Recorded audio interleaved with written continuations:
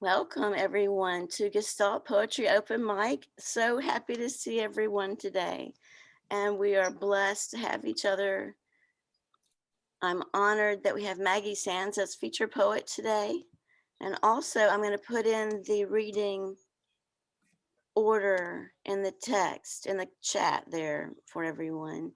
So welcome everyone. I'm going to start off by reading a poem in honor of Lawrence Ferlinghetti, who passed this week. And it's one of his poems, and I believe it's from 2007. Poetry as insurgent art. I'm signaling you through the flames. I am signaling you through the flames. The North Pole is not where it used to be. Manifest destiny is no longer manifest. Civilization self-destructs. Nemesis is knocking at the door. What are poets for in such an age? What is the use of poetry? The state of the world calls out for poetry to save it. If you would be a poet, create works capable of answering the challenge of apocalyptic times, even if this meaning sounds apocalyptic. You are Whitman, you are Poe, you are Mark Twain, you are Emily Dickinson and Edna St. Vincent Millay. You are Neruda and Mayakovsky and Pasolini. You are an American or a non-American. You can conquer the conquerors with words. I love that poem. And I need to let some folks in. Thank you. There we go. Welcome, everyone. Had some new folks coming in. Okay. I'm just going to check with Maggie. Maggie, would you like to feature now or should I read another? What do you think? Hey guys, thanks for being patient. I've had some issues getting it together today. Um, Namely, my camera's not working right now. So I feel like I don't mind being faceless if you guys don't mind just listening to me. Is that I all don't right? mind. Let the word do its job. I don't Does that mind at sound all. okay? Let me introduce you. All right. Thank you. Maggie is my neighbor and dear friend, and she was born in Nashville. She lived in the South until she dropped out of Auburn and moved to Boulder. Taken by bohemian living, Maggie traversed Colorado, Texas, the West Coast, and Tennessee for nearly a decade. Maggie initially used poetry as a means to identify and disentangle her thoughts and emotions. She also aspires to write short fiction and novels. Find her on the gram or Facebook or Twitter for more poems and tales from her life. And I don't know if you remember from the bio, that was TAILS, and that's because she has a bunny. We were talking about your bunny earlier. Oh, So welcome, Maggie. Welcome. thank you so much, Amy. Thank you You're so much. welcome. Wow, I'm really excited. Cool. Yeah, thank you so much for the introduction, Amy. And for those who don't know, I didn't feel very well this morning as I was trying to wake up, and I got the best care package delivered to my front door from Amy and Rob, and they really got me going this morning. So I appreciate them so much. It just means so much to me to know you guys during these times. It's so important for us to be connected. And yeah, you're like my family, Amy. So thank you so, so much. With that, I'll get into my set. This is my very first poetry feature. I'm a little bit nervous, but I'm super stoked. So I'm just gonna roll with it. So I would actually like to open my set with the words of another poet, a poet who really, really met me where I needed to be met when I was beginning on my journey as a poet. And these words I love the way that they resonate with me throughout time. And so with that, I made my song a coat covered in embroideries out of old mythologies from heel to throat. And the fools caught it, and they wore it in the world's eye as if they'd wrought it. World, let them take it, for there's more enterprise in walking naked. And that is our guy Yates. I love that. So I just wanted to throw him in here for you guys. He really, really, really opened me up to poetry when I was young, and I just so appreciate that too. Getting into my own work here, I'm super excited to read from a collection called Copaesthetic. Is a collection of poems that started when I was living in the.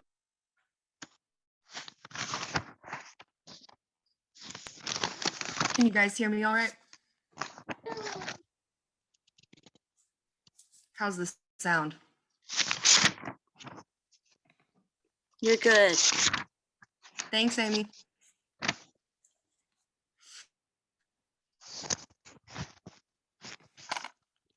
All right. Now, I was dusting my head on the bones of dead dinos, millennials, chemicals on second sun mountaintops. Space lurched down, close enough to touch.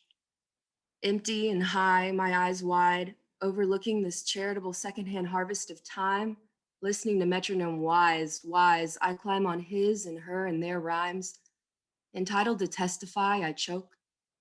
Too shy, I can't speak, I can't cry. Barefoot, 1-2, I run a furious mile, cactus spines embed in my lies. In too deep, I heave it off. The spider web trappings weave and weave and weave the dreams I see. On rocky rooftop, I beg earth to throw the show, to bring me to my busted, burnout knees. Nothing caps enthusiasm for spinning out, organs falling out of orbit, disintegrating. I wallow. The degree of youth's blaze frightens me usefully, destroying, releasing, proving. We aren't just ash scattering. I finesse a paper moon, and from pressed debris I make ink, and with this I write, I pray, I pause for space. When met again in Obitus, hope greets me. Eyes in the aspen grove glow, above, around my cocooned home, sowed ahead of winter's snow, never alone. Wind soul waving his green, golden leaves at me. I leave red footprints behind. A white owl hollers out. Arapaho releasing.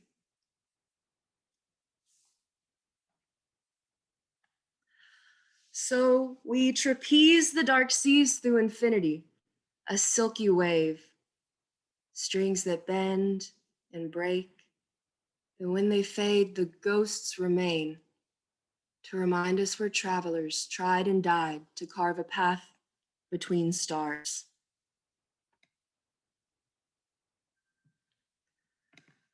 A court of 3 noble-hearted women, humbled, coming up clean from the depths of love's mud. Dunked in it, the madness of touch and lust, lost deeply in the loneliness of it, sucked down into the muck. She tumbles. She rumbles down her own clandestine canyon. Red fairy lighting the way. River return, the stallion, baked in the backseat, loving, lying, drowning, flying. A cast of new boundaries, inviting all of our heads spinning, shining, reflecting on compacts with Jesus, who that was to us now and then. Her gold, gold, gold, eyes ripening on the summer vine, winding through our lives like thumbed fruit. Wedge of truth, cool salad bowl youth, softening viciousness, we sing of this, skipping bridges with arms linked for safety and freedom and freedom and freedom and freedom and safety. Lighting provided by Heavenly Father. Expensive. Worth it.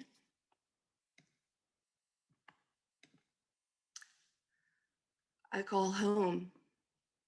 I call home. Like she is gone and not my own. I do not ask her, where did you go?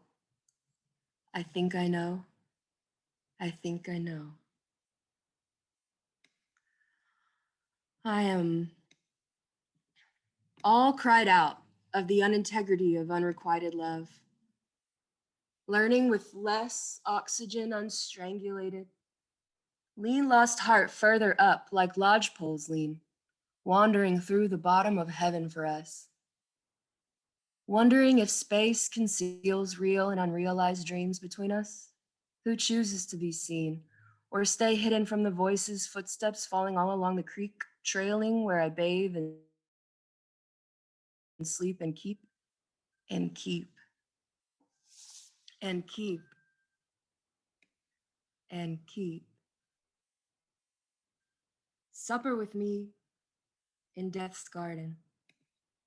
Eat the love forgotten. Bury bones and feathers rotting in our grave, gray mouths. Don't bother washing. Let lingering ghosts into our most holy and unholy houses be sanctified so far from home and echo back smoke. Burn grass, sweet whip, turn the new planet, burn to black and white ash. God exhales trash from my lungs, orbit lurching now. Nostalgia for symmetry, my body a cemetery. Corpses to color, tombs to cornerstone. Put your gun hand down. Use it to create something greater than what it is that you want to destroy. And lastly,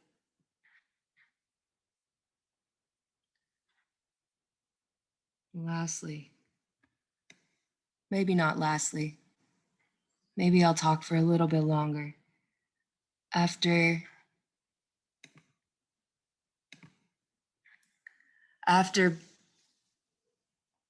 when I go to sad church and I think about you and I think about the songs that I sang when we were in bed together, the songs that you listened to me listen to.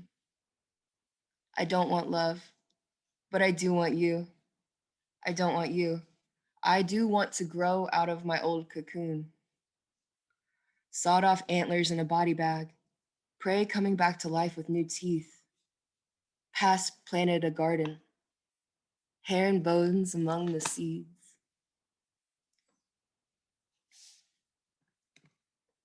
She learns with looking hands, her mind heavy on the death-etched, can't doubt shoulders, sharp pain beneath the blades, echoing incessant refrain, hell yelling, fate reproaches, tempers, takes. Soft palm reverberates rebellion. Don't indulge fears need to be relieved. Quit hiding skin, sight, space, be brave. Keep touching things.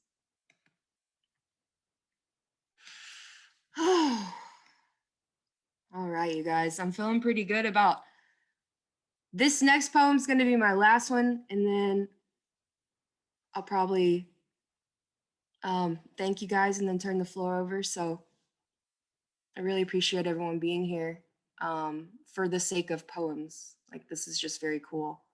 We are not born. We are burning through time, carving holes, seeking sin sleekly, signing out fire, singings flying by, and our sign lies down beneath fluorescent skies. Before we needed hearts for grieving, or bellies for heaving, or lungs for breathing, we were stars. Bursting points of chemical progression in the void. Carry the cart like a boxer, like an ox or otherwise. Drop the burden, I'm buried, goodbye. On to the other side, I try to yoke the far out to life. Holy or not, here I come.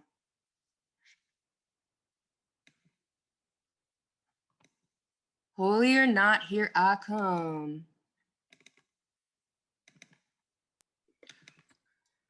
That is All a right. fabulous last line there. Yes. Oh, thank you. Thank you.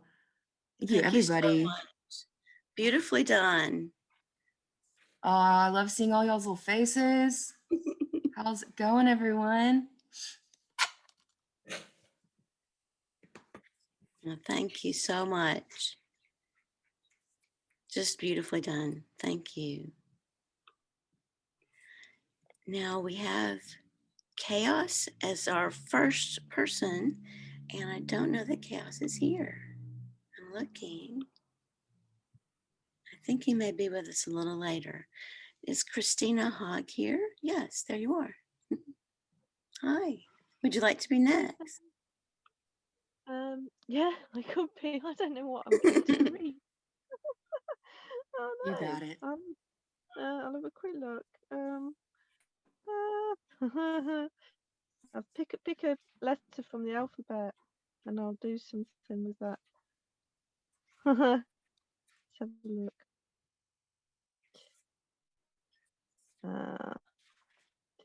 What about? Oh yeah, I read this one the other night. It went down quite well. So, pop stars and aristocracy. Don't go to jumble sales. I don't think you have jumble sales in Nashville. I think they're like a yard sale where you buy secondhand stuff. Yeah. Anyway, so I wrote this on the train. 11:13 delayed, 11:20 new mills to Edale on the 1st of December 2019. So that's the Hope Valley line in Derbyshire. Oh, phone's gone off now. Sorry. Pop stars and aristocracy don't go to jumble sales, but best not compare yourselves. Kurt Cobain didn't go to the Sally Army anymore. No wonder his foot was so unsure. But look, no such thing as a free lunch, chip on his shoulder, born with a silver spoon. That's different. Pop stars and aristocracy didn't go to the car boot in the first place. Miriam, the heiress, you see her everywhere, I guess. What are you doing hanging around in the car park? Oh, hi, I've got this recycled fabric to make a pile of these curtains. Yes, she's a seamstress, but she didn't do purchases. She could live in the West Wing if she wanted to, not just shacked up with a tree surgeon in a hippie van, a nice girl like you. She introduces herself as our neighbour, but at the village fete, she could say, I'm in the big house and they're plebs, but she doesn't. She's nice, never lost a single case. So PC, it rubs off, helping out those indigenous peoples, and she should get on with David Hasselhoff type, but river dwellers are not an indigenous species. Wild swimmers don't do municipal pools. Anyway, there's a north-south divide. She'd never make the trip. There's a good car boot in Hope. Oh, really? But there's no way you'll find Arctics, humans, deafs, monkeys, leagues, leopards. Give it a rest. Pop stars and aristocracy rarely are seen in jumbled, recycled dreams, because otherwise they'd be stalking the groupie. I mean, the Duke of Devonshire, who's he? Says the Republican American. You rarely see them, except in the past, a flimsy inflatable for a favourite journey it makes for a good story. Is that okay? Thanks for listening, guys. That was charming. Thank you. Very fun. Oh, thanks. Right. Let's see. Is Gary Huskisson here? I know he had another event. Gary Huskisson? He might come later. Carolyn Burrows, Verse Cycle. Okay. And Eddie Foreman. Hello. There you are. Hi.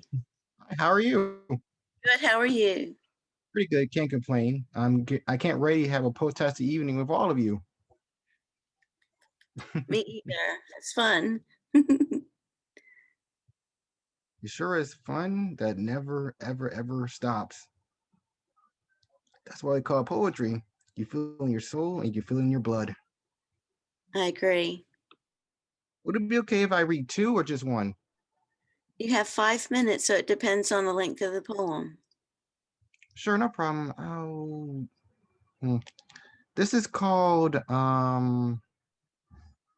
This is called Dazzling Daffodil. She was alluring. She had a unique grace. It caused my heart and legs to chase. She always had that twinkle in her eyes. Every time I'm with her, my shallow depression dies. Her hair always playfully dances in the clear wind. She get lost in summer gales now and again. Her skin reminds me of a clear, crisp, and sparkling pond. It reminds me of our eternal bond. Her imagination floats like the birds in the baby blue sky. I get amazed, thrill, and even sigh. Her cheeks were so red, then crimson roses. Your present scent always captivates the noses, sorry. She sings melodies and songs about in. It's a real energy booster to her loved ones and friends. She was more alluring than sugar, salt, or honey. She has a divine grace. It's not even funny. Every time she goes away, I get so sad. Every time she shows tears, I get so mad. I want to be a vibrant tree that offers her shade. I want to be the colorful fireworks in her merry parade. I want to give her massive planets and flickering stars. I'd do anything to heal or fill her empty scars. I'm your addict, baby. Please don't get you. Please get used to it. It's Cupid's law or love struck fact. Oh dear sweet daffodil, what did you do to me? You make me happier than a fish in the blue sea. Thank you. It was a beautiful love poem. Absolutely beautiful and lyrical. I love the imagery. Thank you. I'm glad you love it. Sure. Thank you so very much for having me on this beautiful and wonderful and whimsical and excellent and fantastic show, or actually event. You have all the words. That's wonderful. Thank you. You're very welcome. Sometimes I stumble for words, so I appreciate that. Thank you. No problem. Next, we have Marilyn Coffee. Hey, Hello. hey. Okay, so this is my first time reading, and I'm probably going to use 4.5 minutes. So I hope no one minds, and it's all one poem. That's And I do have to say that I am not really a person who, promotes positivity. I'm more like a truth teller. So it's, that's what this is. And it's about my brother, and it's called Michael 1951, which is the year of his birth. And it's part of a series I did about my family members. Golden fleeced and something of a beau, odd from the 60s gauntlet, he emerged, shimmer gone, aloof, sniffing the zeitgeist for danger, zigzags in pocket, poetry in tow. Who played a knight with tinfoil shield galloping through Pal's art school film, mythologized himself, but family didn't buy it. I pretended to. I thought I'd try it as payment for escape from his cool scrutiny. His first verse, simple paean to some Donna, slender slut of Newton Lower Falls, for slipping off the veil of his virginity. The gist of it was wham bam, thank you, miss. I'm sure she never saw the poem if she exists. But I did, and I quickly knew the worst. He was a better poet than I'd ever be. His flair thrown past my existential whine. Power and bamboozle were the keys, not to the writing, but to his ego's climb. At 7, he said, I heard reindeer on the roof. I knew who'd brought the silver tree and gifts the evening prior, but I kept my girl mouth shut. Then, I can knock this school right to the ground, boasted at 10, but I don't want to yet. I was a plodding thing tied to the tunes of nuns. He danced freely, if absurdly. His briefed ass rose from a riled up pile of boys on the playground once, and I turned red. Your brother's pants fell down, they said. On LSD, we saw red first, Michael and I. It glowed from distant stoplights in the dusk, shivered from the Massachusetts trees. An optical phenomenon, it told drug time, 20 minutes in, and hours to coast. More important were maroon and black. Maroon is evil, my brother decreed, and we were both marooned that night. Black is pure, he said, and sure enough, cool night streets were sheets on which to write. I didn't know he'd touched and tampered with our sister some years younger, passive, Wan, whose radar screen perceived him as a blip. I thought his nod to our mutual attraction and decision not to act had given her the slip. Now I see his energy curious, indifferent, badge of male will. Had to spill somewhere. He's mean, mad, amoral, bad. So what? I'd used my store of indignation when the news broke, and she had other gripes to air. He spurned the college degree, the steady indoor gigs, insurance, benefits, and moved far from fledgling writers' haunts and hopes for fear they'd stamp his poetry approved, killing it when it was meant to bloom. According to legend, he crossed the states, sharing a chick with another guy. She's dead. In his head, her beatific smile represents the haven a woman's soul can be, although her heart, on alcohol and downers, had to go. Everything our mother had escaped, Mike brought back for his fiefdom's arts. Chickens in the keep, offspring toddling pantless through rented rooms, bare ruined autos littering the yard for parts. Manured earth under untrimmed nails flavors the one big wife-made meal. He lives for plowing irrigation grooves on the farm that's not his, and the beer-greased praise of the rut he's in is his spiel. He will likely work himself into the loam with one more decade's pomp and self-abuse. On his back, fingerlings of skin, some kind of growth, discourage backrobes. Inside each, I speculate bizarrely, sprouts of untold poems. Need to use your waterbed while you're gone, he, younger man, announces, means the blonde standing in for one who broke his heart in 73. Sure, I say, but what about Alyssa? She doesn't control me, he says. I dig it perfectly.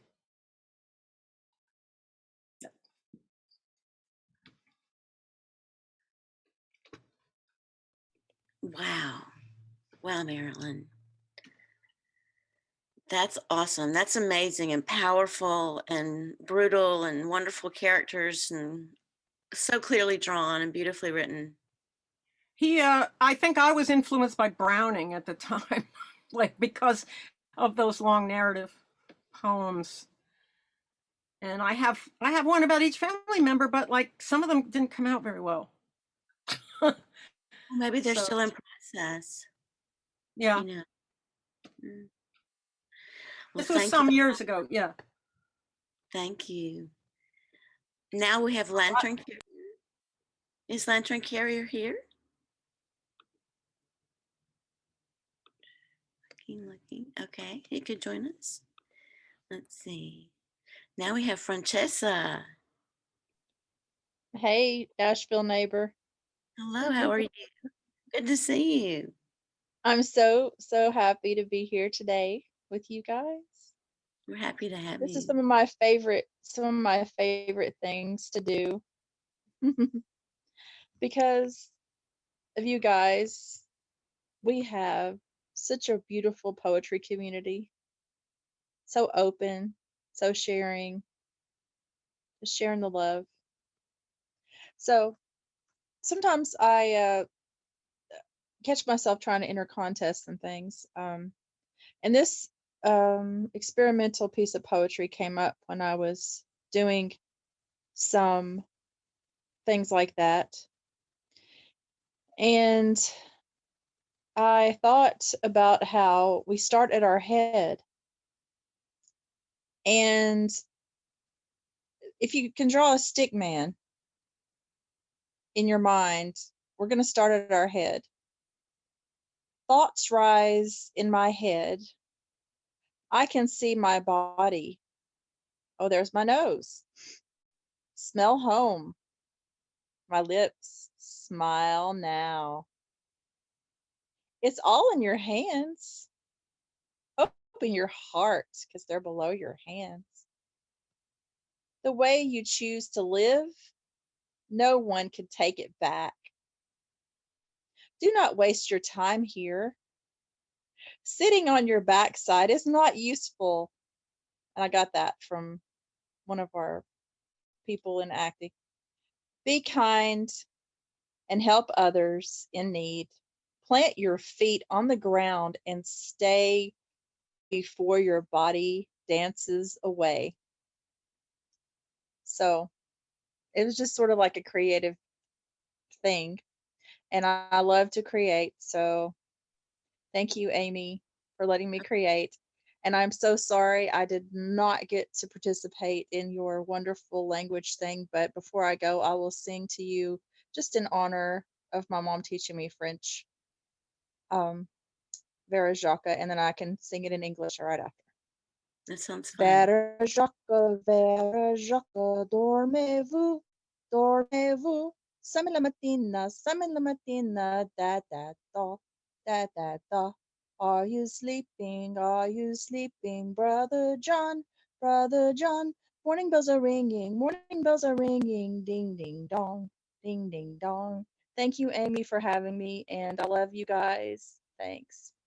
See you soon. Thank you. Thank you. That was beautiful. And I love the spirituality of your poem. It was beautiful.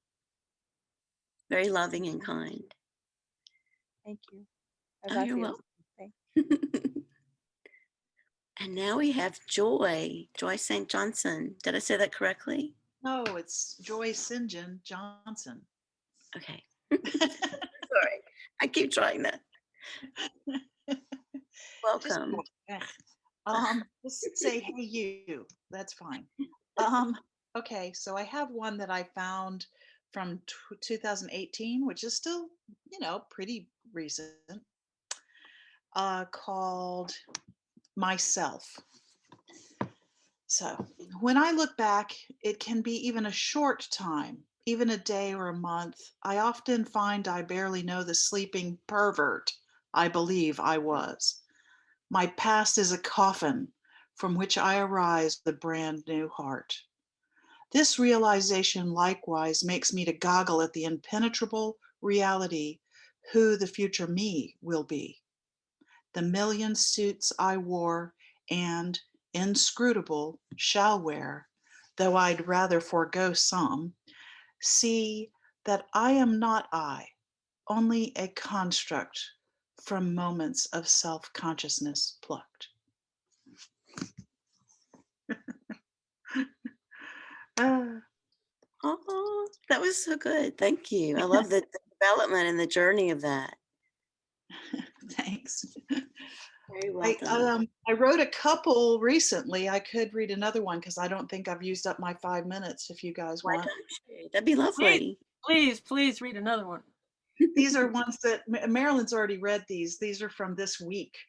So what do you want? You want one called Sonnet for Rhinoceros, Despair, Televised, or The Emperor of Ice Cream? Oh, ice cream. Rhinoceros.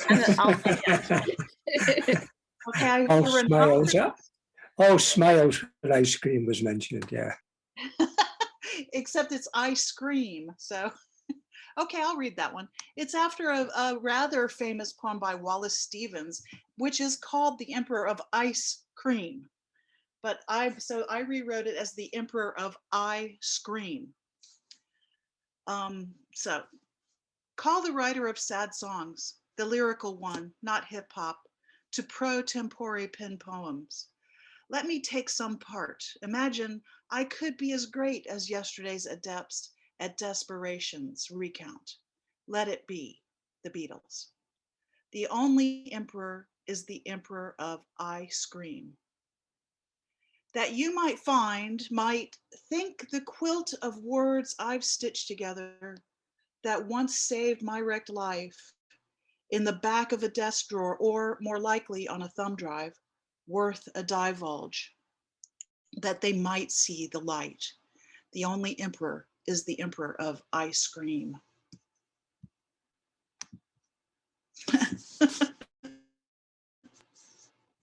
Thank you. Wow. So Excellent, great. Joy. Yes, amazing. Absolutely amazing. Thank you. Thank you. A quilt of words. Wow. All right. Now we have Epiphany Divine. Are you here? I am. Lovely. Welcome. Thank you for having me. I would like to do 2 poems, if you don't mind. This is my first time doing a poetry read on Zoom. Welcome. I'm very honored to be here. We're honored to have you. Thank you. The first poem I would like to read is called Her Socks. Her mixed match socks are inside out. She smiles and struts into the women's shelter with a child holding each hand. While they sleep, a fire ignites in her, their brazen flint. Strangers whisper, point at her protruding belly bruised body. She pays them no mind. She speaks to her children. They listen. Look at my provocative socks, the jagged peaks and valleys, a bouquet of pine trees. Their small fingers touch the small, soft mountains, follow the colorful ridges to distant places she describes. Their eyes ablaze, they smile, she continues.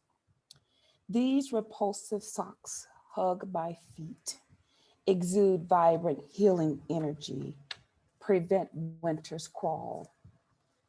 In quiet contemplation they sit. Her daughter inverts her sweater, wears it, declares, I like your style. Her son puts his shoes on the wrong feet.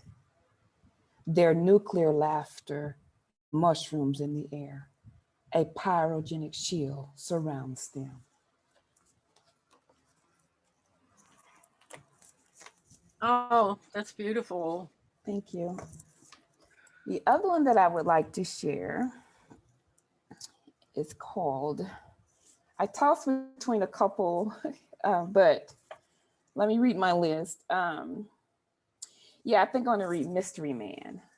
It's called Mystery Man. And I posted this one on my Facebook page. Mystery Man. Deep in thought and observant, he walks among us, but nobody knows who he is or what he's done. But I know him. From afar, I watch as he watches, the rise of his chest every sigh, the slant of his teeth every smile. His soft lips kiss the rim of his espresso cup.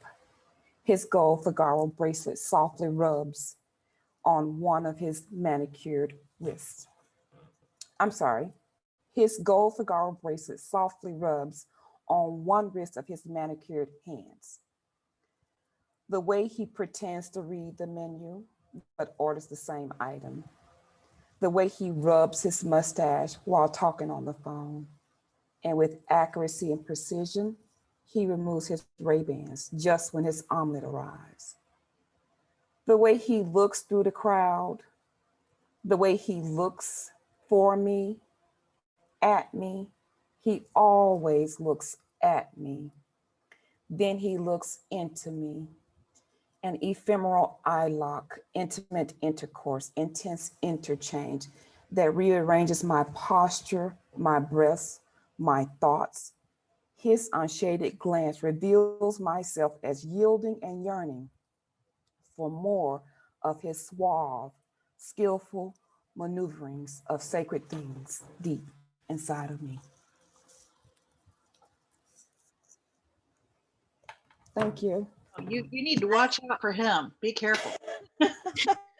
Definitely. Joy. Oh, who can say? What beautiful poetry. Thank you so much. I'm speechless. Please come back again.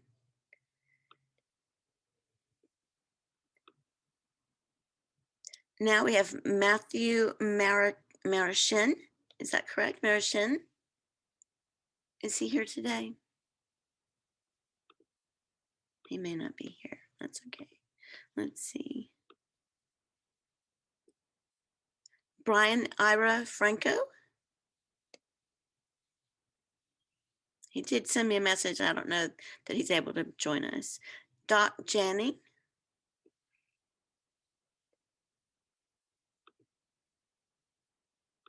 There you are, Doc. I am here. I am Yay. here. Welcome. Thank you. I have 3 poems, and one I'm going to read both in English and in French. It was written for Valentine's Day, and a Francophone friend of mine liked it so much, he translated it and sent it to friends of his to use with their wives and lady friends. Supernova. Distant memories scattered across the future, gleam through veils of night. Each one a moment in time, a moment of love, as we sail, soul to soul, through warm intimacy of ebon skies. Swirling, whirling on star-wind wings, we waltz to infinite music of moons and planets, stars and galaxies, and comet-voiced arias in the forever dance of love. Our souls soar into a new universe of exquisite joy and bliss as they embrace and enfold, entwine and enter each other, exploding in a supernova of ecstasy across all of time. And now the French version. Souvenirs lointains éparir dans le futur, lieu à travers le voile de la nuit. Chacun un moment donné, un moment d'amour, pendant que nous naviguons, amé à amé, à travers une intime chaleureuse des cieux d'ébène, tourbillonnant sur les ailes du vent étoile. Nous valsons dans une musique infinie des lunes et des planètes, étoiles et galaxies, et arias à voix de comète, dans la danse éternelle de l'amour. Nos âmes se envolent dans un nouvel univers de joie et de bonheur exquis, comme ils embrassent et enveloppement, enlacèrent et entrèrent, l'un et l'autre, explosèrent dans une supernova d'extase à travers tout le temps. I hope I didn't fracture the French too much. That was beautiful. Both versions. Thank you. Blissful. And I have one short one. Where is it? Here. Here. It's titled Zephyrs. Across our wintered world, behind chill Aeolian roars, warm spring zephyrs breathe softly along the pathways and roads of the winds. They soothe ruffled brows of mountain peaks, then dance sylph-like among snow-laden trees, to chuckle across frozen lakes and streams, skip across white-blanketed fields, and whisper into shadows of dreams.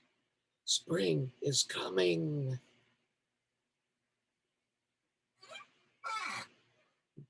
Thank you. Yes, indeed. Spring is coming. Thank you. You're heralding it with your poem. That was beautiful. Thank Thank you you. so much.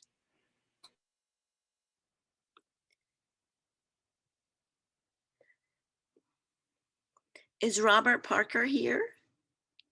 Robert Parker? He may not have been able to come.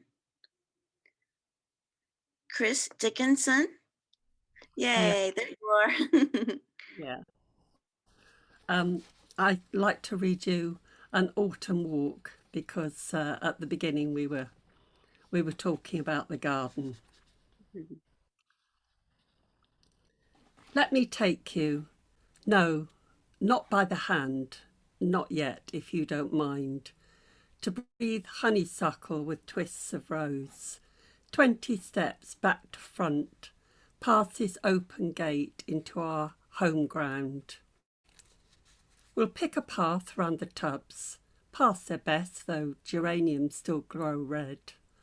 Berries pop through, pink frills clinging to fuchsia bells, pansies peer yellow-eyed under daisies, and dry fronds trail purple-tailed petunias. This lemon mint crops up everywhere. The plants need pruning, cruel though it sounds. It is the end for French beans, bent round canes, resisting gales, clambering the bay tree, brushing out woody scents across wet grass. The best we've tasted, muttered my sister. She has the green fingers, owner of 2 greenhouses, hewer with spade and hoe, nurturer of seeds, artist of clay pots. She knew about growth from birth, like mother, bedding out these bargain bushes, 5 bought for £1, thriving after 4 decades. Our first courgette, a gift, bristle stems rhubarb thick, spiked leaves gross as dinner plates, and feverfew sprouts where the rocket bolted with a lettuce just as my back was turned.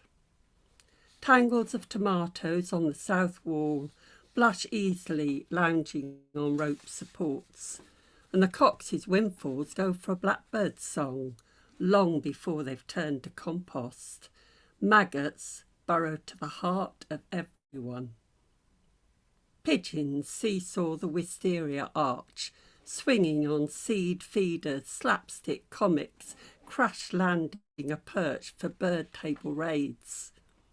Our yew shades the terrace, a giant mushroom pocked with house sparrows taking lunch, trilling in the dusk of ritual watering. And the tree defends neighbourly views, has done since the house was young. The centenary might have passed us by. It shields the Juneberry seasons of copper gold, the unfurled grey of feathered leaves, the bursts of white stars. We are done with Lollo Rosso and chives. Rosemary, thyme and lavender might lift the winter. The strawberries root for soil waving tendrils, feeding sweet hope for June. Spring is my time. Bluebells and snowdrops in unplanned places, lily of the valley, violets in the lawn. I forget plant names, but not their birth, the places that nourish me like a root, cuttings from old homes, memorials to friends, our marks on earth. And here is the pump fed by a well, rainwater underground. Sit here on this bench, join me for tea.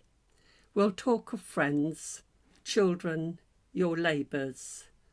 We will not discuss politics. We won't give weather the time of day. Thank you. That was fabulous and luscious and oh my gosh, so well crafted. Every little bit of it was so well crafted. Thank you. Thank you. Oh my gosh. I will come sit on the bench with you. Yeah. When we're able. Thank you. You're all welcome.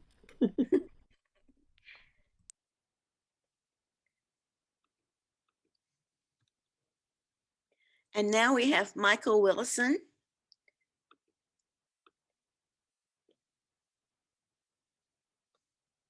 Okay. Or Chance Chambers.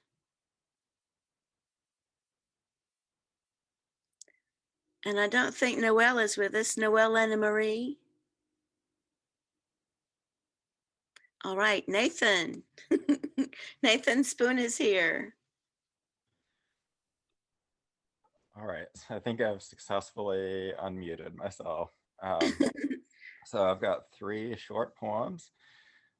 This first one appeared in the print edition of American Poetry Review last year, and is also coming out in April in an anthology called How to Love the World. I'll put the link in the chat. This anthology, in addition to my little poem, has poems by Amanda Gorman, Joy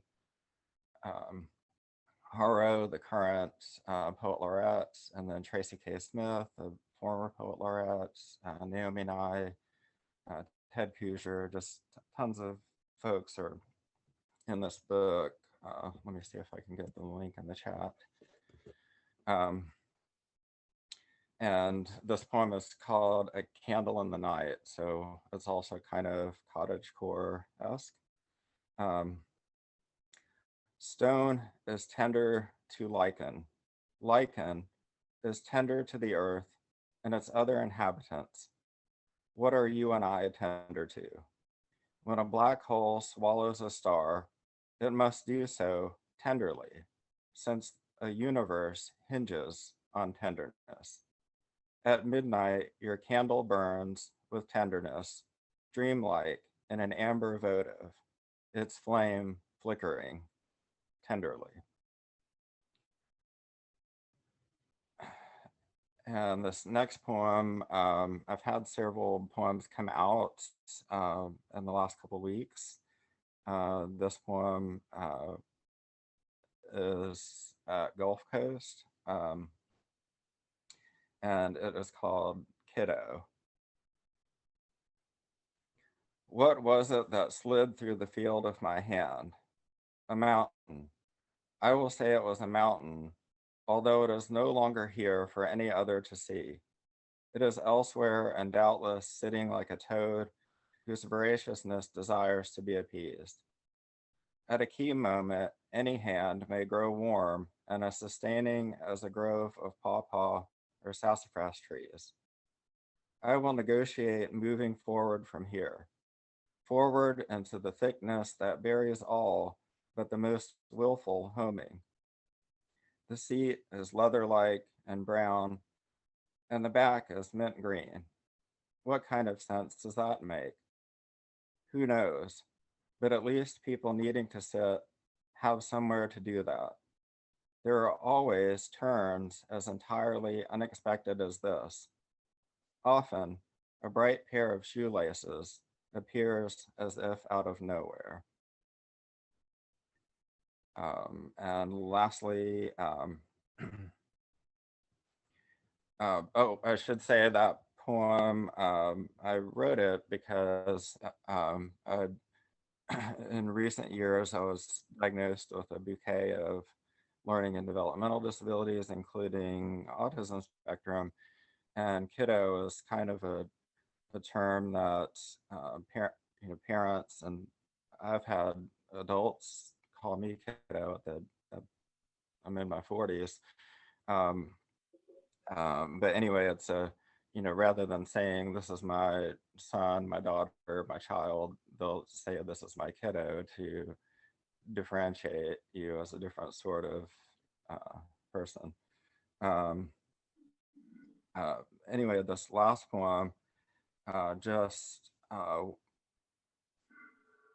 don't know what my phone is doing, but it was just published yesterday in the Split This Rock Poem of the Week series.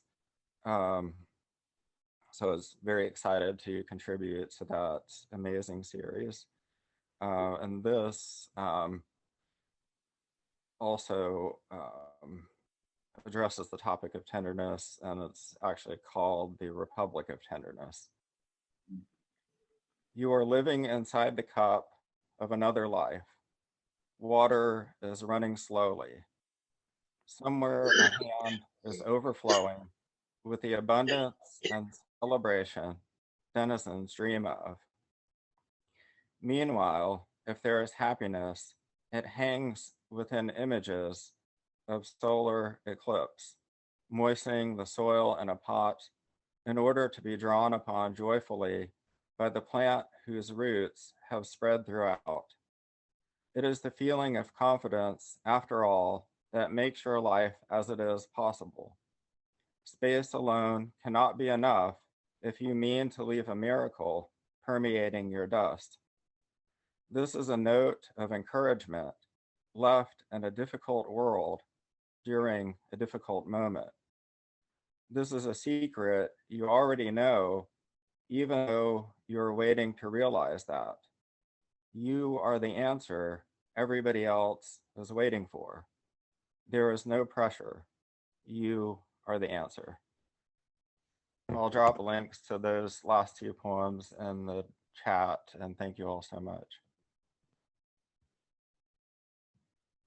Brilliant, just brilliant. And I love how the language and the imagery morph into other things and transform into other things.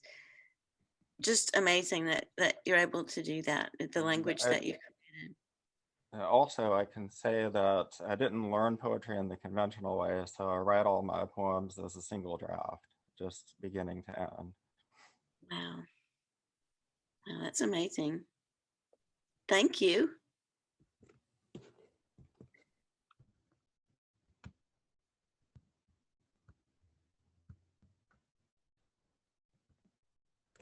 Now we have John Wessick. Thank you. So Maggie read a poem by Yeats, and so here's a Yeats parody. Trader Joe's for the British is kind of equivalent to Tesco. So this is called Yeats Aisle at Trader Joe's. I will arise and go now and drive to Trader Joe's and shopping cart wheel there, all steel and plastic made. 14 aisles will I find there, full of shoppers, I suppose, looking for curry, vodka, marmalade.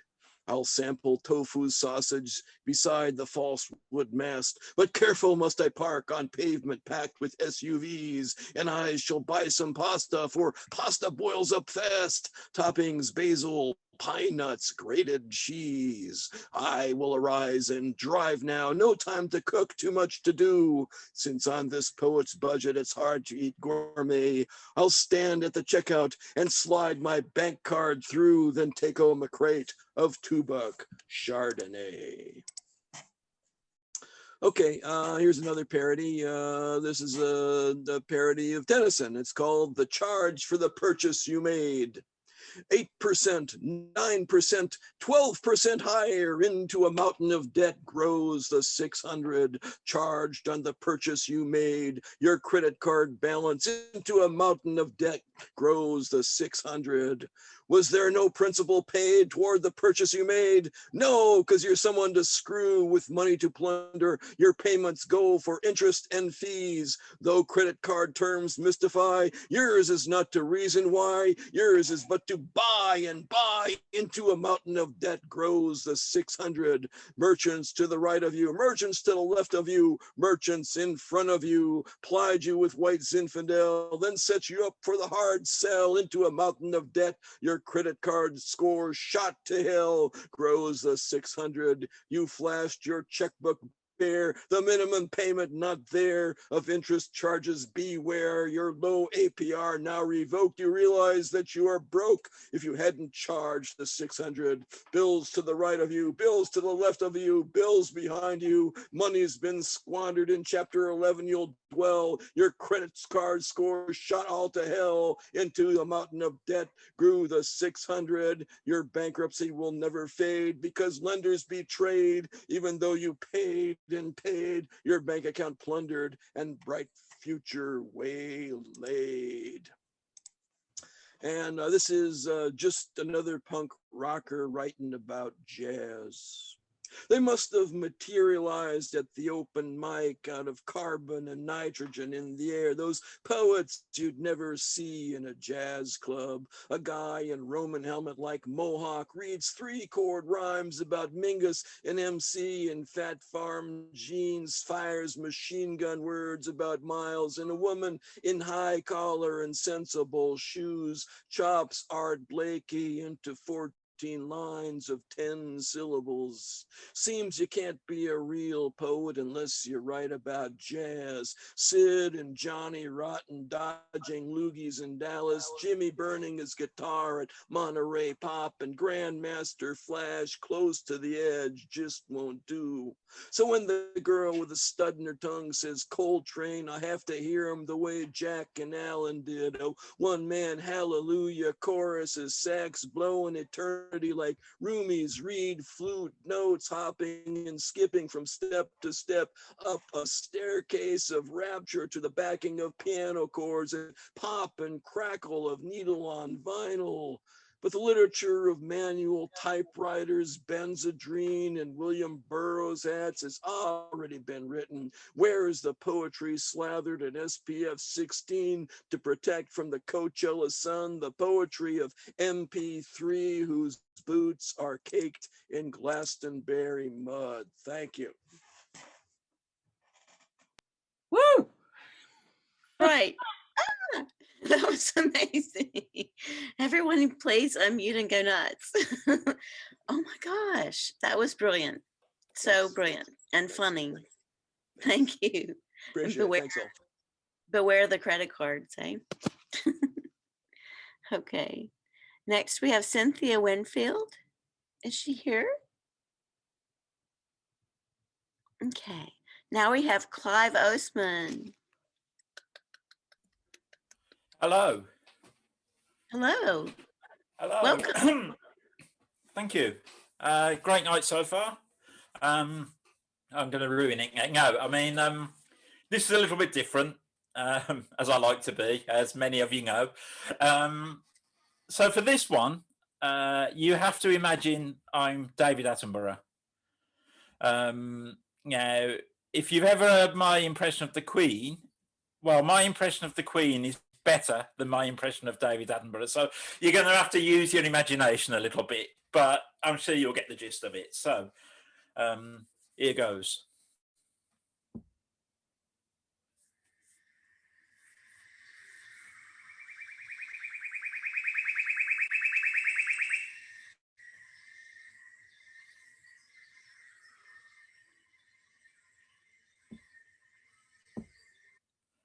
Okay.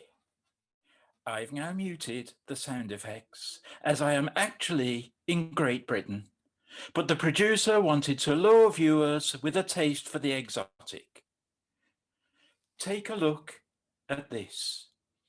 This very unusual creature, thought to be the sole specimen remaining on the planet, is the Boris Johnson, scientifically known as the Arrogantus masturbatus.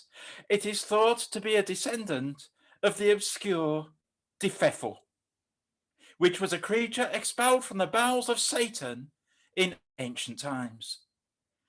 The Boris Johnson likes to appear as a cuddly, buffoon-like animal, and those who are fooled into believing this are prone to call it just plain Boris or Bojo. It is not understood why Arrogantus masturbatus wears a mop on his head. Some say Donald Trump visited the zoo from which it escaped, and the creature mistook him for a normal specimen of its species and decided to mimic it, though this is disputed.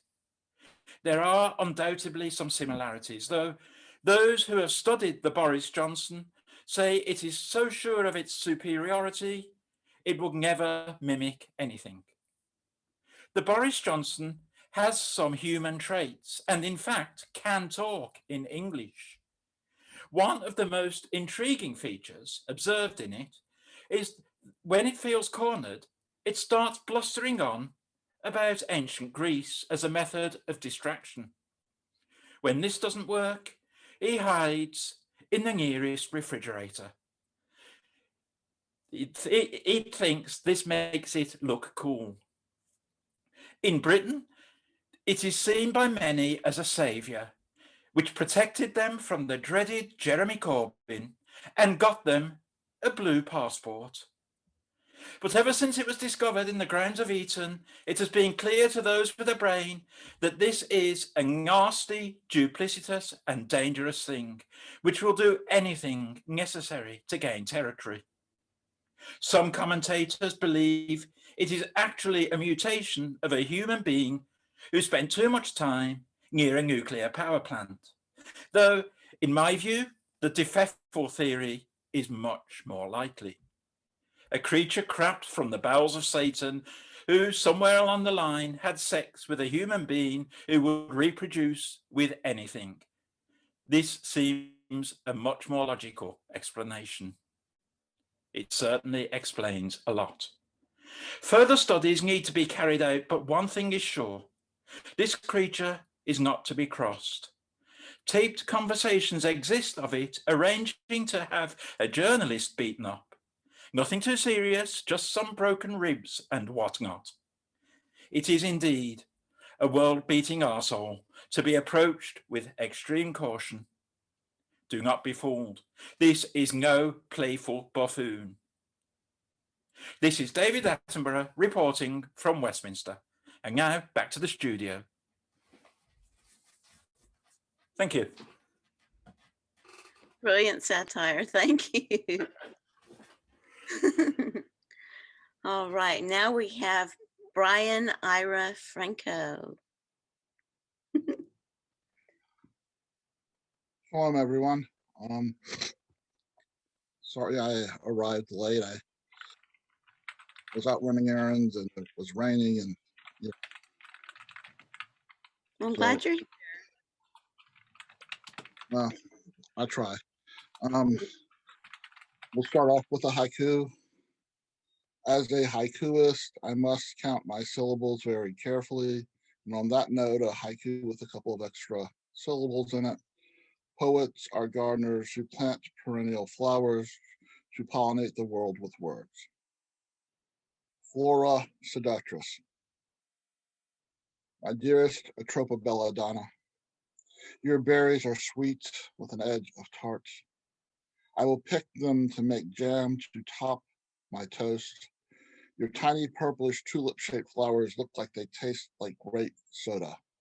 I want to candy the tasty petals and set them atop a buttercream frosted hummingbird cake. I have been informed everything you are is poison. Jam from your fruit will turn breakfast into a last supper. Your pretty petals will turn my birthday cake into funeral fare.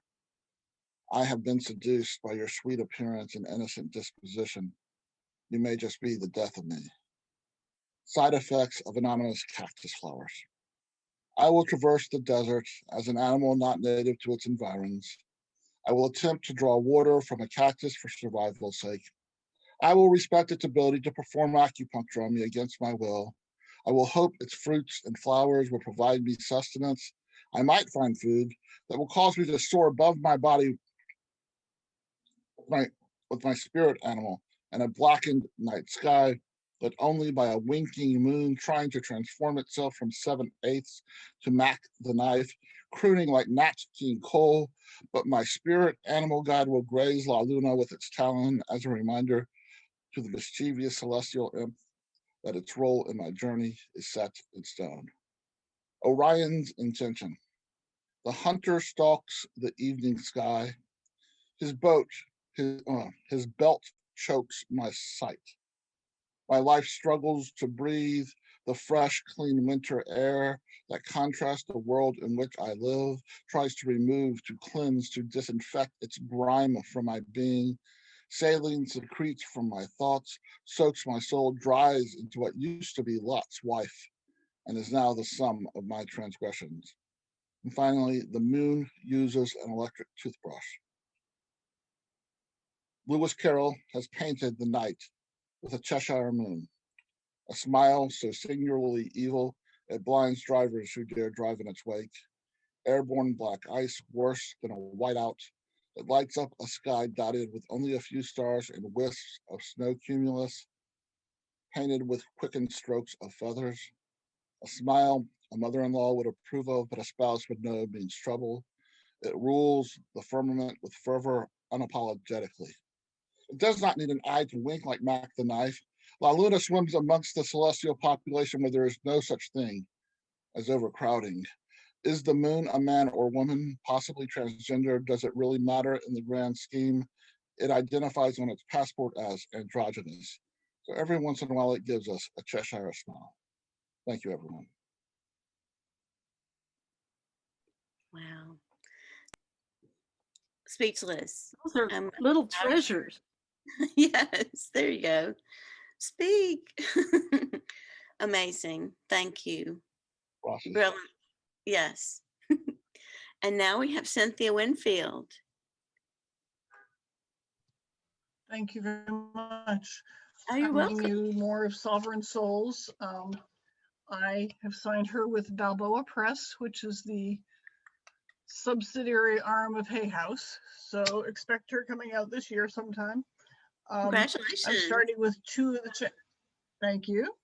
I'm starting with two of the adult characters from my chapters, and both of these, I just looked, their faces are not here tonight, but these are poets that you know.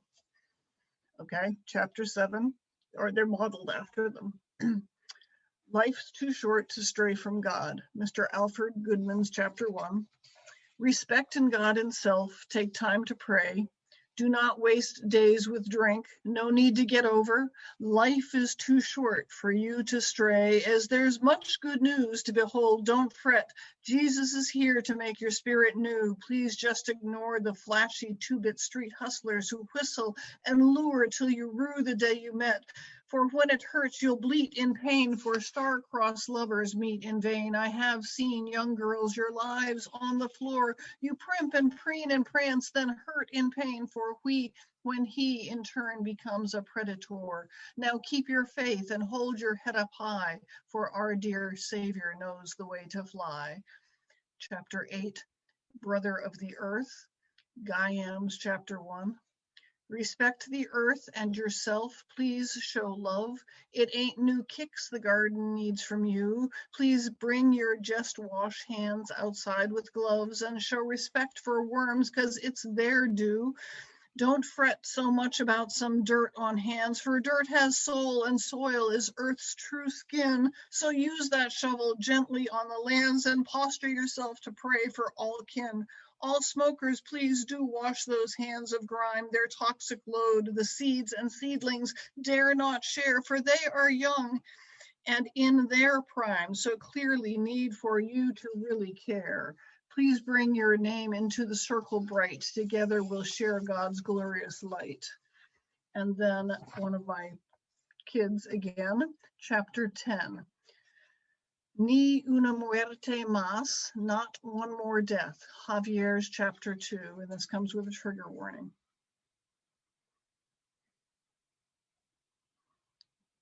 I saw the event for Gustavo tonight after the fact, posted on Facebook. A vigil. Like so many of our friends, he worked hard, yet the construction company didn't issue a harness for safety. When will our lives have value? Ni una muerte más, not one more death. We have value.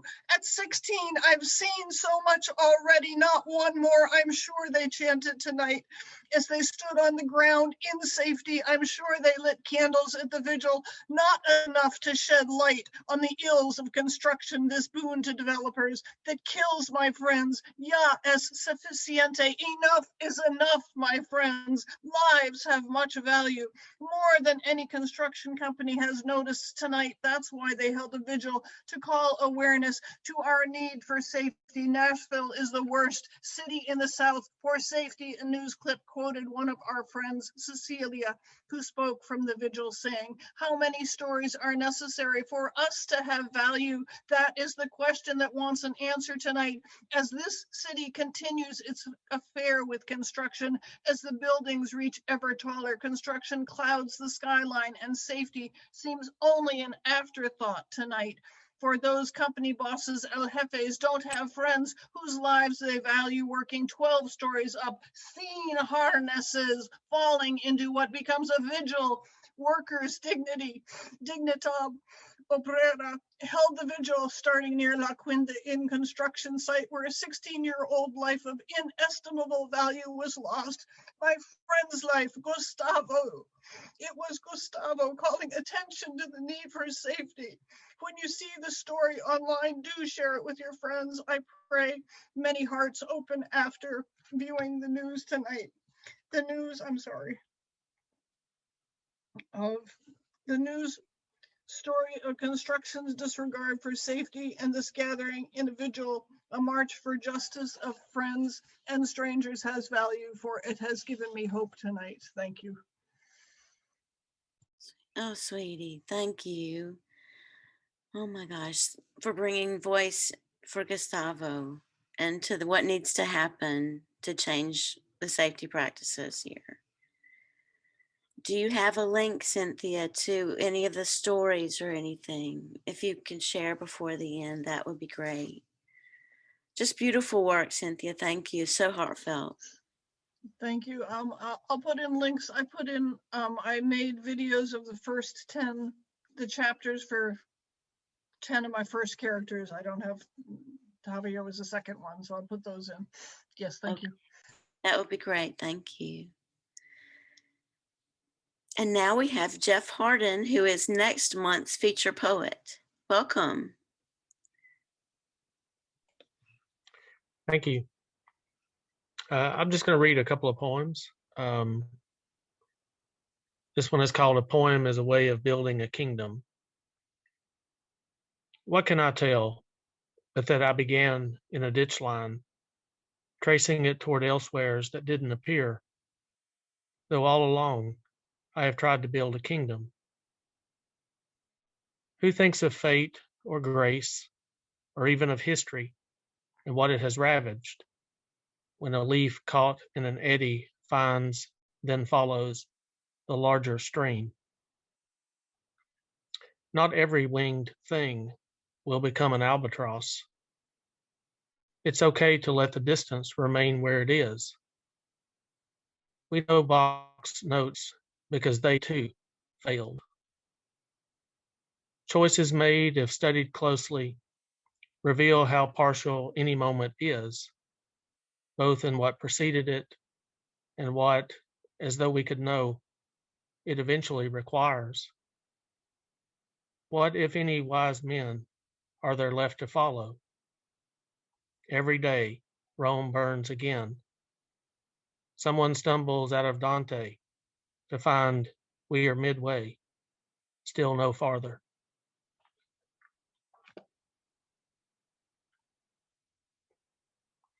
And then the other poem I'm going to read is, it's called A Few Words Left Behind.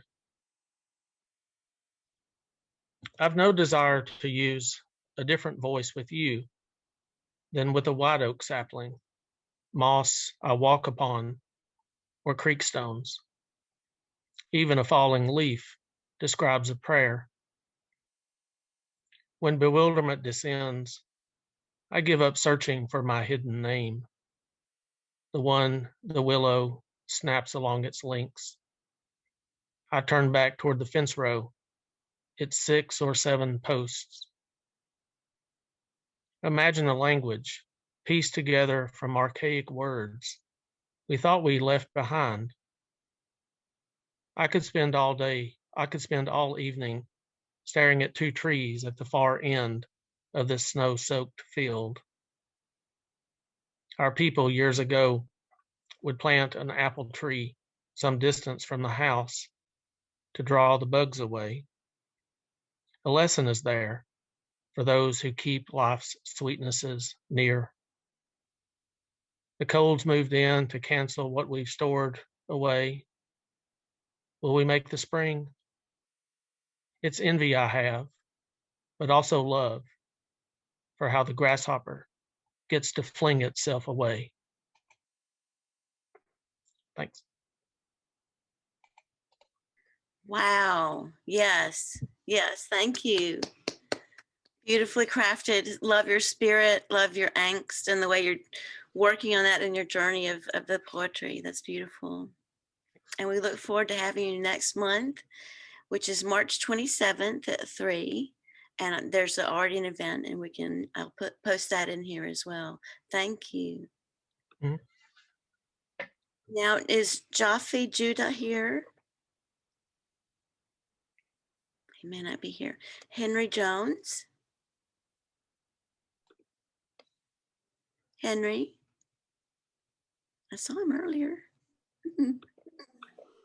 I'm here. I'm right there. Well, I guess we're next to each other on the Zoom layout. Yeah.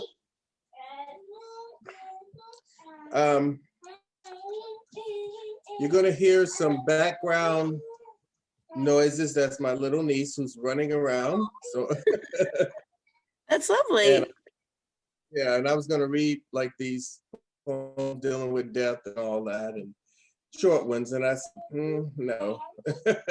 So I'm gonna read this one poem, which will probably take up most of the time. And the reason I'm reading is because I received the text. This is a poem that when I read it, someone said, you know, you should turn that into like a short film or something. And I called someone I knew that did that, and she was like, yeah, I can see that, after she read it and heard it on the video. So this poem is titled Mississippi River, the Baptism.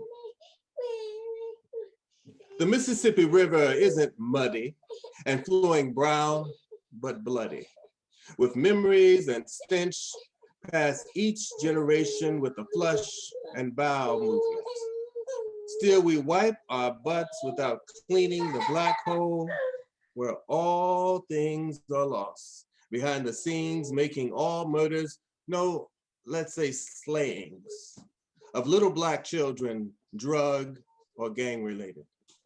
No one wants to go near that hole where manure spreads itself across the eyes of lost corn to smother Kwanzaa and turn Karinga's dreams into nightmares. Drenched in commercial passions which began flowing from Martin's bloody neck. Now only an enema. That deep coffee one to wake us up will save us. Provide some relief from all the ain't no cussing in Big Mama's house. We're told and made to believe. Stop, listen. It's Delta Blues. Music pushing against the shore. I still hear the water splashing as my preacher walks through its currents, holding little Jerome in his arms, whose body is stiff by the cold currents and wiggling catfish. Soon both will become baptized, one in water and the other in cornmeal. Pastor prays hard, wanting to walk on the water surface and break Jesus' reflection to small white pieces of communion bread. Still, Miss Maddie loves her pastor. You know he loves Christ and marched with Martin from way back and will get her into heaven after her 22 years of twisting in faces of strangers for a shot of gin and a 20. She loved Pastor before he became saved, heard his screams before they were praises, and saw him rise in the world in his Cadillac bubble mirror where the things look bigger and closer than they appear. But she made him feel like a full man. Now he visits her after service, stops by to pray about the past, drives in that same long ride, stained by greasy chicken from Sunday dinners and peach cobbler, dropped between the seats. Those large bones know the truth about how sweet peaches came and went many times in the back seat, then still was told to keep quiet, girl. She was a pretty young thing who was bused to Texas suddenly to live with her big mama. Maddie lived alone and lonely. Pastor's visits were still brief, but proud. He'd leave her after he shouted, oh, oh God, and froze in silence. Prayer session over. Maddie gets to go to heaven after loving the pastor and feeding him with her flesh and remembrance wine, which left a stain she couldn't shout out. The stench of that river became a holy perfume, and oil once used to cook all that fish and cover Maddie's dry skin, scenting the filth of shame. Jerome's face had rainbows while he was being baptized that glistened on him as the pastor brought him up. His mama shouted and cried, mud and sin slid off his white clothes. Maddie caught the ripples of hope and drank and drank and drank, becoming drunk on a new gin. She only gave her flesh, but not her soul. Instead of tears, she smiled, seeing her face in the currents as something beautiful, just like that Mississippi River. Thank you. Wow. Wow. Oh my gosh. That Beautiful. was amazing. Beautiful story, beautiful characters, amazing detail. Just wonderful. That's in my book that came out years ago. I'm working on number 2, but when she said that, I could actually see it as a short film. So I'm push. I don't know what to do, so I just have to kind of convert it, but maintain that imagery and everything, and the different scenes. So I even saw a Cadillac. I said, yeah, that's the one, you know. But of course, you guys will hear about it. Yeah. Well, please keep us Thank you. in the loop. Okay, thank you. And now we have Finn Hall. There you are. Hello. I've got a couple to do for you. This first one, incredible world that we live in, it was actually written yesterday and is going to be picked up already to be translated into Hindi and put in a book in the end of the year. I only wrote it yesterday. So it's called She Was 15, and it's about Shamina Begum, if you can follow the story, a 15-year-old girl who was groomed, went over to join ISIS, and now Britain won't let her back in. She even face a trial here. She's of no nationality now, despite having a British passport. Anyway, she was 15. She was 15, groomed by men, groomed by bad men, men who care not for women's rights, men who care not for children's rights, men who got her pregnant, young pregnant child, young girl wanting to return to her family and the country she was born in, her country of which she was a citizen of, escaping from the men who groomed her, running away from the men who groomed her, running home, the operative word, away, the operative word, mother and child, child with child. What could go wrong, you ask? The facts. She isn't white, she isn't titled, she isn't rich, she isn't white, she has no rights, she's Asian. She was groomed. She can't come home. White, rich, and titled men said so.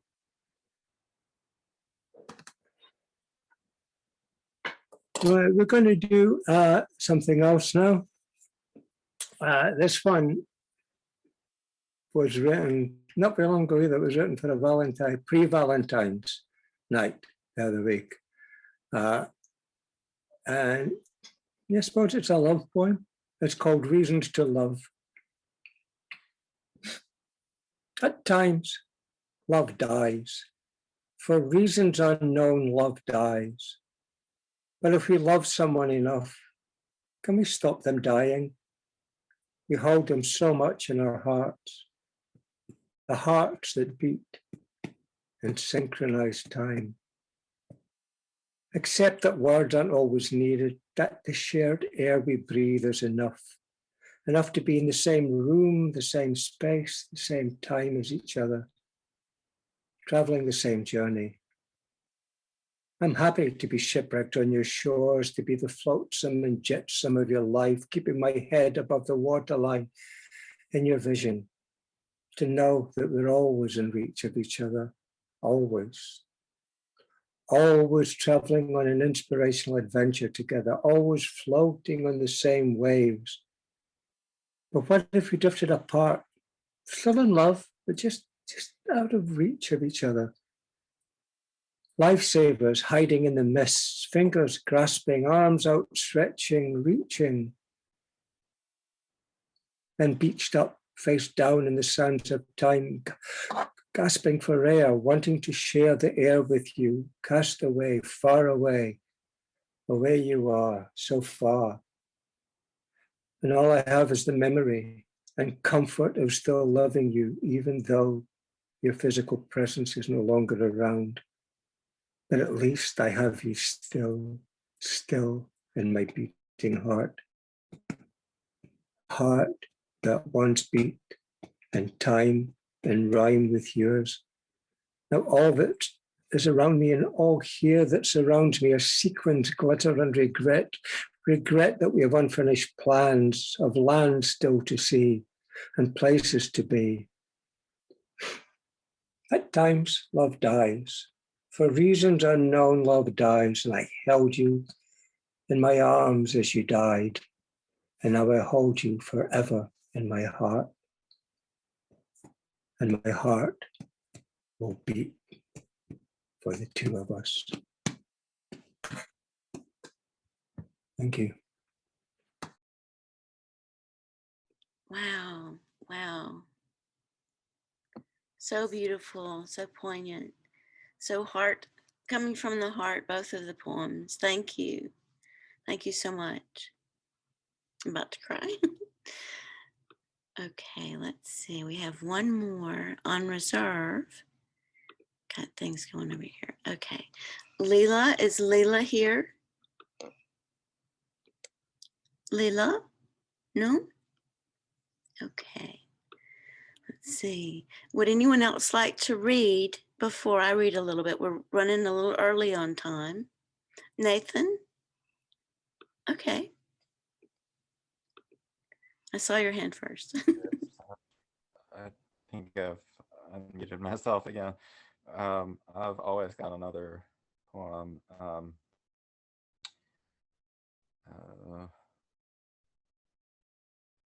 Well, I thought I had it pulled up here. Give me just 1 second.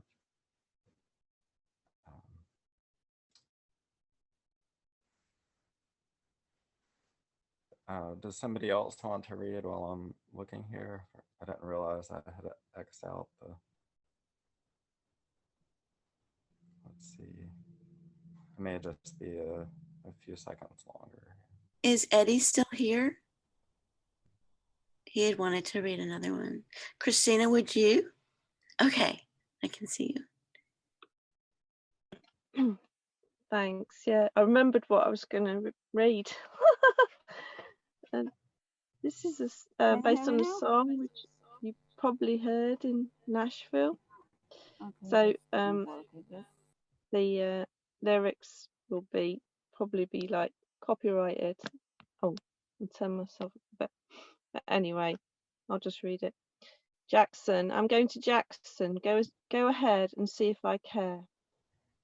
Jackson, Jackson, Jackson, whispered in repeat. Go ahead and see if I care. Don't tip the boat. Sit down. He stands up. They all tip in the river. You idiot. And have to be rescued. He gives himself a nosebleed. He's just like his mum, sensitive type, long blonde hair, but never mistaken for a young woman. Jackson is a carpenter now, not a joiner, but a chippy. He fits out semis on sights. Ooh, the language and the old boy's uncouthness was a shock at first, but you get used to it. Jackson, Jackson, Jackson. I like Nancy and Lee's version, and she sings Jackson, J-Pan, Flan, not Fan. Must be a mistake, but it took us ages to work it out. But it's kept in Jackson, Jackson, Jackson. I'm going to Jackson. Go comb your hair. Go ahead and see if I care. You've got some language on you. I'm not changing for anyone. I'm not asking you to. It's Bill. You go to Jackson, Jackson, you big talking man, but I think, but I don't say. Jackson, Jackson, Jackson. Some folk like June Carter Cash and Johnny Cash's version best, but of course they sang it in Folsom Prison. Or was it San Quentin? Well, definitely.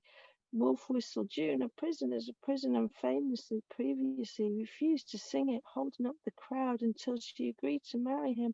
A public bride. How romantic, Jackson, hotter than a peppered sprout. Whoever had one of those? The infamous misheard prefab sprout. Jackson, a town. I wonder where it is. I'm going to Jackson. I'm going to mess around. I'm going to Jackson. Look out, Jackson town. When I breeze into that city, people are going to scream and shout. Go play your hand, you big talking man. Make a big fool of yourself. I'm going to Jackson. Go comb your hair. I'm going to Jackson. Go ahead and see if I care. Jackson, Jackson, Jackson whispered back in reprise. Is it named after a son of Jack then? Is it in the Midwest? It's anybody's guess. Jackson begins my obsession with the duo, the idea of the duet, the conversation in song, the dialogue, the musical relationship. I could never capture this feisty answer, but watch your appearance. No one cares. I really care. Taking no prisoners. The Jancy and Lee, I'm looking at. I looked at the footage once. They smile and walk towards the camera. All 60s epitomized and smiles pre-videos. This film is, and friendships of trains of thoughts. It's perfect. As a wrecking crew, anything they can do, she can improve. And don't you forget, like Bacall, she gives him sex appeal. He gives her words class. 60s memories mashed like mesh. It's like it's meant to be cheerfulness. I did not expect we have all our own experiences, but whisper back before this. Jackson, Jackson, Jackson is on the gramophone record player and in the Withnell and I front room, and lifted action flicked off swiftly before the green grass of home, the country ballad, Blue Rinse period, Tempe jumble sale albums. Too pissed to realise or is it if he's cool or not? Too many thrown yellow, brown, warm velvet cushions. I think he needs a girlfriend. Overexcitable, obvious. The other record was, I forget. After tapas, patatas bravas on a student checkbook, waiting for gyros. We just danced around the living room to Jackson over and over, and I never knew it was Johnny looking rough on the cover. We were so counterculture. He was so nouveau riche, shy. Jackson, Jackson, Jackson. Am I over time? Give me a signal if I get on too long. By the freestanding gas heater, too disorganized to gather fuel in the Putney area. One step up from a squat. Cowboy in the basement. 50p in the meter all nighter. Jackson. At this time, I was a smoker. Be careful what you wish for. I don't mind as you swear and curse in the circumstance. Jackson, Jackson, go ahead. Jackson, see if I care. Jackson on repeat on the record player over and over. Dance set reproduction. The needle is rigged so we all play it low range. So you get into it and play it over again as if it would bring her back. June was her name. No, I don't mind the swearing. Jackson, Jackson, why not ask me about my favourite song, my favourite lyric, and get in under 1,000 words. Thanks for listening. Brilliant, just brilliant. I love how you flow. All of your words flow so well, and you go from one thing to another and back and forth, and it's wonderful. Thank you. Thank you. And now, Nathan, would you like to read some? Yes. So this is also a new poem in the just out issue of American Poetry Journal. And I'll put the link in the chat here. So this poem is called Now. And the title is the first word of the poem. Now a word is appearing on your right hand, and again on your left. Now the same word is shining on your forehead. In the beginning of the idea, before you were what you now are, a figure, almost a being of sorts, differentiated as you. before you settled to watery simulacrum, breathing in and out, you moved your fingers and toes on the banks of a burbling river. Then, when we met, I became you, and you became who I was. Now we are here. Now we are back from the dead. Now we are disturbing and overwhelming, whatever it is we are doing. Now we don't remember. Forgive us. As antlers emerge out of air, and when nobody is looking, we are brittle as the earth under the double vastness of.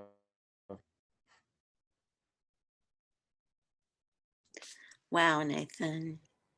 So good. Sorry, So brilliant. Oh, yes, Lila? Yes? sorry, I'm also back from the dead because I heard you call for me, and at that moment, my computer decided to freeze up. Oh, no. Okay. Well, I'm glad you're back. Yeah, so I wrote a few things. I changed my decisions along the way, but anyways, a couple of little pieces. First one is called The Reject. Fields of lead flowers and skeleton trees. Oh, how I beg you to get out of my dreams. A kink in the code, a twist in my fate. No need to test me, I know it's too late. Song of faraway deserts, get out of my ears. I now have different places to find my tears. Second one is called Orphan. Once Bruises mapped out a country well known, with blue lakes, yellow hills rolling, fields of wheat ready for the scythe, ashes from the mountains falling. I knew its roads, each river and stream. I knew its ironclad queen. The queen is dethroned. I've become old, and this new land I've never seen. There are no bruises and no storm, just an endless shifting doomscape. Structures vanish as they are born, not where I was hoping to escape. The birds circle above me. To earthbound mortals they pay no heed. Sometimes they bring colorful cheddar, other times a more dismal breed. The sand reveals long emptied houses with shriveled vines overgrown. Once in a blue moon, rain revives them. Magenta blooms, dark green thorn. I own, I rule all these wonders. But this is a country unknown. Its winds seem to follow no ruler, and I'm its citizen alone. Next one is called Stardust. We are ghosts of dead stars looking back at our home in the sky. Is it any wonder we seek our own ways, even for a little bit to fly? Better to have flown and crashed than to never sprout a wing. But recall, we suffer on borrowed time. Try not to sweat everything. Next one is As Civilization Falls, the Song of the Montags. On shaky marble feet it stands, a figure amid shifting sands, cracks in its precious snow-white skin, gold veins embedded deep within. As it falls, its treasures we keep watch during its fitful sleep, and if it ever wakes again, may we nurture the world of men.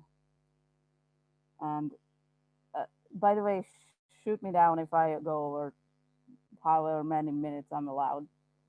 Uh, Next one is why didn't I know this war existed?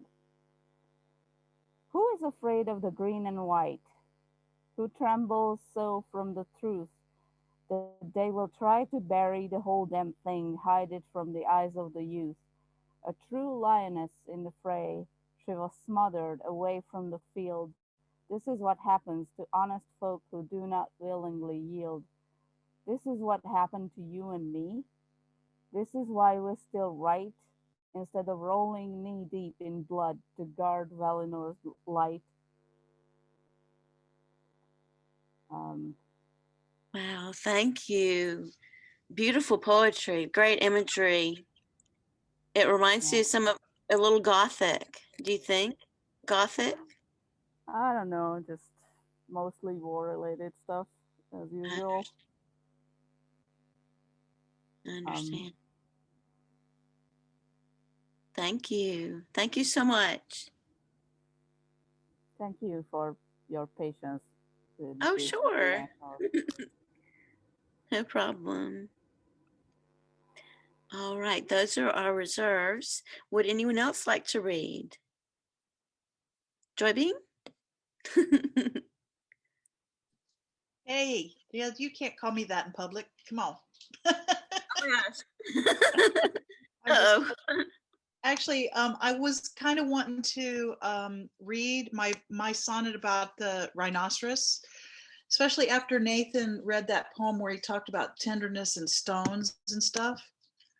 So this kind of has tender stones in it, kinda. And it's just called Sonnet for Rhinoceros. The shaman told me stones like to be scratched, so I tickled the boulder where I sat, and where it had to obey a steadfast command, gravity's must to remain pat.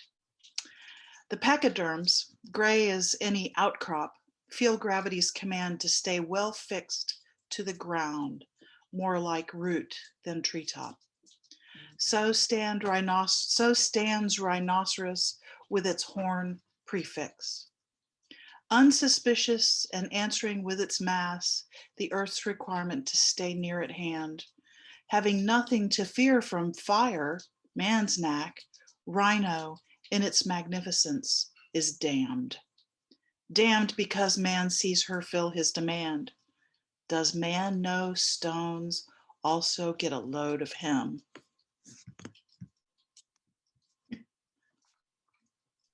Brilliant. Yay. Thank you. Thank you, Joy.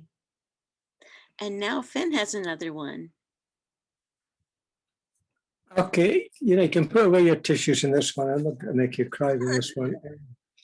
This one is, and this one's got nothing to do with as some of you know, Amy's in it, my little movie that's coming out, and Kathy's in it too very soon, Poets in Therapy. It's got nothing to do with that, although it takes the similar kind of subjects of the problems that poets have sometimes with writing and what have you. And this one's called Conversations with My Expectations. I need a big breath for this one because it just goes on. I'm talking to myself, chatting in my head, asking what my thoughts are. Are they filled with joy and dread? Conversations with my expectations, analysing the situation, crossing out the contemplations, wonder if I have any reservations, or is it an excuse for procrastination, a reason for computation, keeping sharp for the duration, continuing my education. So glad of your salutations, but I don't take that as citation that I live above my station. There's always a realization that my mind is a vocation, and I still don't know the causation, how it all becomes formation. If you take my brain out using a form of ablation, will you find filiation with some of my relations? I'm unaware of any orations from older generations through paternal or cognation, either written or narration, poetic prose or oral striation. So I will cease the examination and mental jactation, because endless mentation won't, needless iliation won't solve the rhymes formation.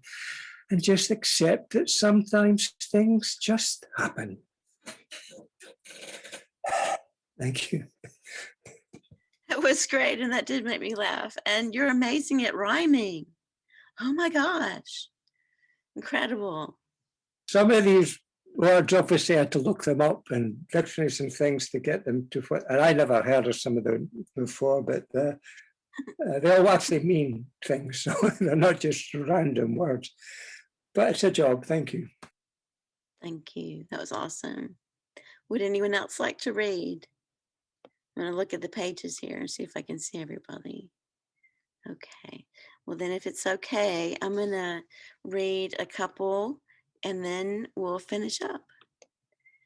This is one about winter and more.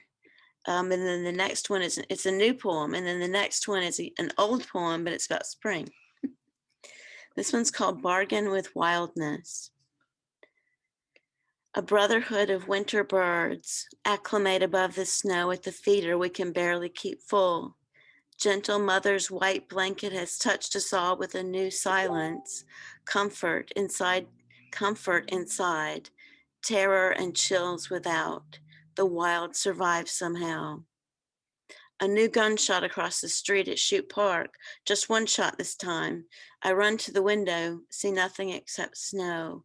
Two men leaving each other, one still, one running. No bodies, no blood to show. A return to innocence, appearances for now. Inside out, I'm irritable after days being snowbound, 4 inches more on the way tonight. The silence is thick. Light is blinding from the sun. 2 nights ago at dusk and light fluffy snow falling, giggles and laughter from kids enjoying their first snow in the deep dark. Videos, selfies. Multiple gunshots a block away. The laughter stops, resumes with a peculiar humor at the absurdity of life and death on a hair trigger, and then they are gone. More snow on the way. The thick blue comforter spares us all night. Space heater, door closed to steward the heat. The rest of the house left to struggling HVAC, already in auxiliary mode. We have power, heat, food, friends in our bubble, fireplace with fire and breakfast casserole to share. We disregard the bullet holes only to find joy and closeness, proximity to the frailty. Life is precious, absurd, glorious, and fleeting, depending on where you are and who you are. For now, the snow gives the semblance of equal grace. It melts next week with rain. A brotherhood of birds at the feeder. We keep our bargain with wildness. And then this next one is called Floodplain. I tried to write a song about it one time, but I'm not good at writing songs. So it's Floodplain. And this is from driving to Memphis one time after heavy rains. Duck River's chocolate flooded up to the lip of the highway. Golden grasses tufting the sides, shuddering over the bridges, the pylons lifting us up over waters so wide. I want to walk in all these fields and leave a long green trail. I want to roll in all these furrows and find my lover there. I want to float to the end of these floods and rest safely in the arms of dusk. Why is that field suddenly Africa? Jamaica? Give me some more of that muddy guitar to go along with this floodplain. How does it feel to want? Okefenokee Swamp. Chickasaw, hibiscus, honeysuckle, cygnus, Expressway Church of Christ, Natchez Trace State Park. I want to walk in all these fields and leave a long green trail. I want to roll in all these furrows and find my lover there. I want to float to the end of these floods and rest safely in the arms of dusk. Evergreens and deep lavender mountains, barren mothered trees, black clouds in a greening, black cows in a greening field, black barked pine trees, spring's green mist buds out from under winter's silvered heels. Soon summer's leaves will shimmer over each tree's sun-reaching limbs.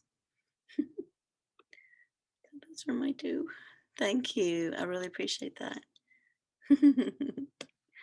Aw. Well, would anyone else like to read before we go? I'm looking around. I think Cynthia did. Cynthia does. Okay. Welcome. Let me find another one for you. Let's see, I brought you Javier. Who's next? I've got a whole novel in front of me. Hang on. It's fine. Javier, 22, 23, 24. Okay. So 20, 24. Okay, so this is IKEA. I guess you. No, that's a chapter 1 again. You guys have seen chapter 1, so I don't know. I'll give you, well, here, it's IKEA chapter 1. Chapter 1, chapter 11 is IKEA, IKEA's chapter 1, a multitude of blessings. Granny was right. It's all about mindset. Well, the gift I received today was so beautiful. My soul is overflowing with endless gratitude, and I am shimmering, glistening, and dancing and hugging myself with awe at the multitude of God's blessings that became mine when I chose to follow Jesus. He is my Savior and my Redeemer, my counselor in crisis. Thank you, Jesus. I prayed specifically as I've learned the importance of speaking my mindset clearly, and boy, did I receive this abundance of blessings. Is surreal. Not only did I find a church with a gentle and beautiful pastor, but the church has a praise dance ministry. I am filled with awe. He said it's mostly children and teens. I am overflowing with gratitude. He said, whosoever follows the Lord is welcome. My gratitude feels limitless. And to get to dance my feelings in praise of Jesus as part of a troupe, one that travels and competes or will again prayerfully after the pandemic, I am in awe. Yes, Granny was right. Fix your eyes on the prize, master your mindset. She was one smart lady, wise beyond her schooling and beautiful to the core. Thanks to her teaching, I am swamped in blessings. Living in this house with my terror of a half-brother ain't among my blessings.